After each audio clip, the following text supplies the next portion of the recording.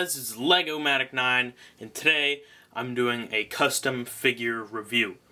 And today I have Clone Army Customs Phase 2 501st Rocket Trooper, and he is just awesome. I really love this figure. He's definitely one of my favorites from Tyler, who's the main guy at Clone Army Customs. It's one of my favorite figures from him. Other than, next to this one is the Phase 2 Commander Cody, which I will be reviewing next. And, this figure is just awesome. I really love it. The blue is just outstanding. I got him at Brickfair for $35, but right now he's on CloneArmyCustoms.com for $28. But once you add on, what weapons, what accessories, and all that other stuff, he will come to be around $35. I know that seems kind of pricey, but it is definitely worth it. Rather than minifig makers charging, now they're up to $40 each figure. Then old CAC, old Clone Army Customs, they used to be $50 to $60 to $70, and this is definitely a lot better than that.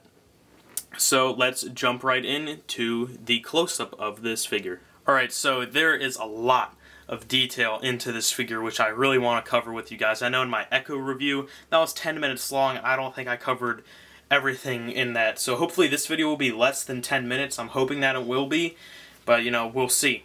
So as I said before, I got two free weapons, and they're both the Trooper Blaster from CloneArmyCustoms.com, which are the DC-15. I believe they're S's. I'm not exactly sure, but these weapons are just amazing. Like you can see right here, it's extremely detailed. It's a lot better than Little Arms Shop. These have a lot more detail in them, and it is just amazing. So I really love these blasters. I got 20 of these things for my figures, which is, I think it was a good choice on my part, since I'll be using these a lot, since that's the main weapon that clones use now. But other than that, let's move right into the figure. Now, my only complaint about this figure is, well, I have two of them. One, there's a little bit of misprinting down here, but that's not very noticeable. It can easily be just chipped away with an X-Acto knife, which I'm probably going to do after this review, but it is not a big issue. Then the only thing else is that the little V right up here, it's kind of like a light shade of red rather than the dark red on the side of the helmet. It's more it's kind of like a darker pink, but that's not something I have to worry about.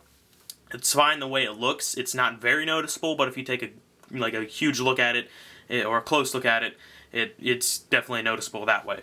But other than that, I have no complaints with this figure whatsoever.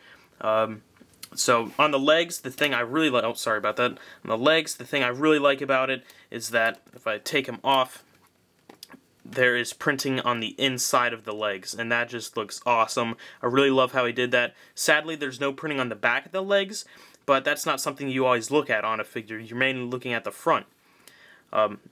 And then he also got the printing on the top of the feet as well, which is pretty hard. I know minifigs for you, they don't have that, so it kind of looks kind of weird, but Tyler can, and this looks a lot better. Then you got the white V, or the white, yeah, I guess V's right there. You got the knee pads, which just look awesome. Then as my complaint was these two, the triangles on top of the knee pads, look kind of weird. But, it's not something huge. It's definitely not something to whether or not, I'm not going to buy this because it's got that thing, but, it's not like that. Then you got, the black details right there. Moving on to the torso, it's printed all the way down onto the belt, and the legs are still removable if you're wondering. And then it's got printing on the back as well of the belt. So putting that back on, you got the belt detail right there. Then you have the symbols up there. I guess just the blue up there, which just look awesome. Then moving on to the back, it's got the same symbols there as well in blue. And this blue is amazing. I really love the blue on this figure. It definitely matches Lego's blue, which is good because I know some other companies they don't really match that well. But this figure, it definitely matches the blue and will fit in with the Captain Rex and the 501st Troopers and everything that Lego's released. That's the blue color. Now moving on to the arms. Now the thing I really like about this figure is, well, on this side the blue arm pad is printed all the way around up to the top. This one's not printed, this way or all the way up to the top, but it still looks awesome. And like, I don't think Tyler's able to do all the way around arm printing. Like, I know on his renders, like back there, you guys can't see him, but if you look at some of his renders, he's got printing all the way around. But I don't think his printing company is capable of doing that, which is totally fine, because I can easily just, I can paint it on there, and it isn't a big deal. So moving on, more into the arms, it's got the blue triangles and the blue V up there as well. You got the blue elbow pad, and then you got the blue shoulder pad. And it's the same thing on the other arm as well. And then moving on to the helmet's definitely an amazing work of art right there. It's got, the vents right there, I guess, or just the black lines, the breathers up front, the red lines on both sides. You got the visor. I know I was talking to him about visor, and he said he was trying to fix the look of them to make them go wider around, because here, I'll show you the Cody. The Cody's visor is a lot different. Like right here, it's bigger, and it like covers more surface area on that. But it's something with his printing company. I'm not going to go into that because I'm not sure if I'm supposed to be saying that or not. So, yeah, but the visor, it's not a problem. It looks fine to me. I don't really have any issues with it at all. Then you got, the red V up top, and then you have just the blue detail going all the way around up on the top of the helmet. Here, I'll bend him down, give you a better look at that, which just looks awesome. And then you have on the back of the helmet, you have the gray right there. So this figure has a lot of amazing printing on it. And then another thing on this figure is the printed head under there, which is to match the old Jango Fett head, who was released back in like 2002. I have that right here. Tyler used to do this head a lot when he did his decaling back like a few years ago. He used to have this head on basically every clone, and now he started it back, and it just looks awesome.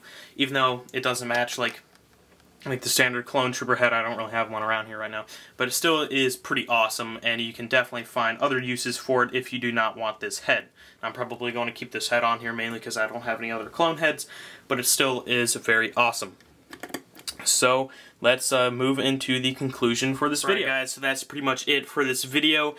But the one thing I wanted to say is that he does not come with a jetpack, since he is a rocket trooper. Like, I know it would cost a lot more if he came with a jetpack, but I went ahead and I took one of my white jetpacks and I painted the blue and black details on there, and then sprayed it over with some gloss to keep the paint on there, since paint on jetpacks does not work.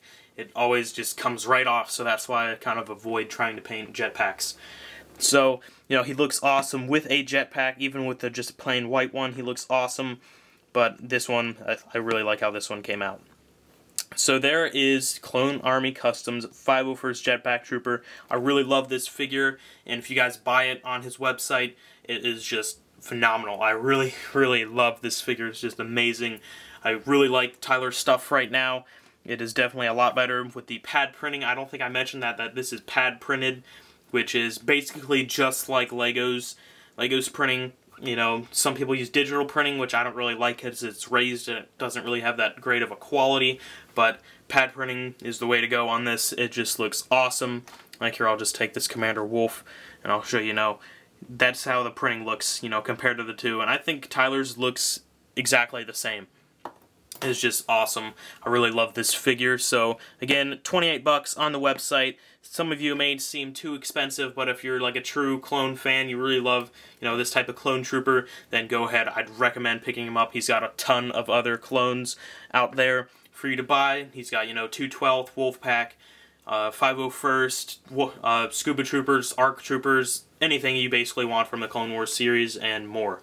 So that's pretty much it, guys. Thank you guys for watching. Go buy some of Tyler's stuff. He makes some great figures. He makes amazing weapons. And he also has some pretty cool accessories like macro binoculars. He's got cool helmets like the Recon helmet, which I'm actually just painting right now for a Commander Wolf. So, he just released that with his rangefinder. Then a few other things like a visor, commando helmet, commando backpack, and a pilot helmet. So, yeah. So thank you guys for watching. Definitely means a lot if you like, comment, and subscribe. And I'll see you guys in the next video. Bye.